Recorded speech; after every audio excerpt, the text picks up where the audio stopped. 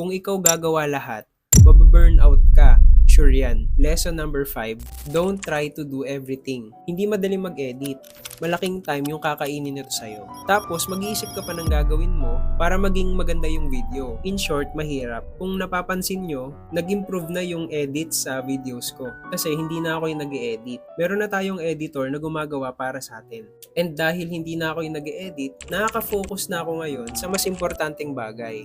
Gaya ng paano ko may improve yung mga contents ko at yung value nito. Para kapag nanonood kayo, sure ako na hindi nasasayang yung oras ninyo. And isa rin sa reason para ma-maintain ko yung consistency. Kasi nabawasan na yung isang trabaho ko para makagawa ng contents araw-araw, which is yung editing. Nakaka-burnout kapag ikaw lahat ang gagawa. Kung seryoso ka naman talaga, huwag ka matakot mag-take risk. After 1 month na ginagawa ko to, ito lang yung masasabi ko.